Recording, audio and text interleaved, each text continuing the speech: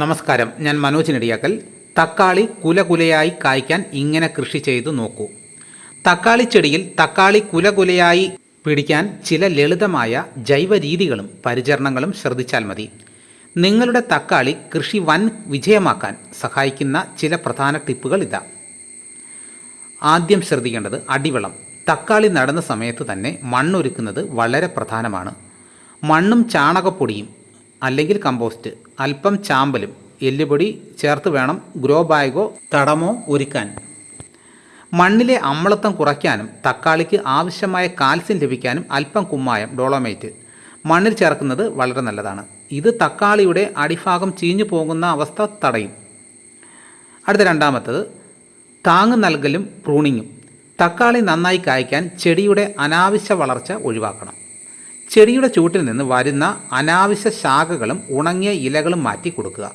പ്രധാന തണ്ടിലേക്ക് കൂടുതൽ ബലം കിട്ടാൻ ഇത് സഹായിക്കും. ചെടി വളർന്നു വരുമ്പോൾ തന്നെ ഒരു വടി കുത്തി കെട്ടി താങ്ങ് നൽകുക. ഇലകളും കായ്കളും നിലത്ത് മുട്ടുന്നത് രോഗങ്ങൾ വരാൻ കാരണമാകുന്നു. അടുത്ത മൂന്നാമത് ശ്രദ്ധിക്കേണ്ടത് കുലകുലയായി കായ്ക്കാൻ ചില രഹസ്യ കൂട്ടുകൾ. ചെടി വളർന്ന് പൂവിടാൻ തുടങ്ങുന്ന സമയത്ത് തന്നെ പറയുന്ന ജൈവവളങ്ങൾ മാറി മാറി നൽകാം. ആദ്യം കടലപ്പിണ്ണാക്ക്, വേപ്പിൻ പിണ്ണാക്ക് മിശ്രിതം.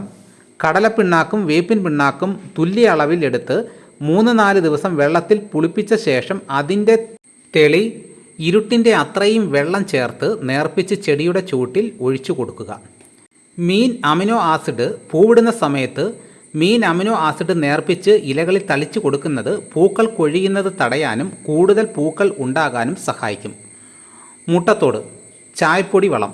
ഉണക്കിപ്പൊടിച്ച മുട്ടത്തോട് ഉപയോഗിച്ച് ചായപ്പൊടിയും ചെടിയുടെ ചൂട്ടിലിട്ട് കൊടുക്കുന്നത് കാൽസ്യവും നൈട്രജനും സമർത്ഥമായി നൽകും. നനയ്ക്കുമ്പോൾ ശ്രദ്ധിക്കേണ്ടവ. തക്കാളിക്ക് കൃത്യമായ നന ആവശ്യമാണ്. മണ്ണിൽ എപ്പോഴും നേരിയ ഈർപ്പം ഉണ്ടായിരിക്കണം. എന്നാൽ കൂടുതൽ വെള്ളം കെട്ടിക്കിടക്കാൻ അനുവദിക്കരുത്.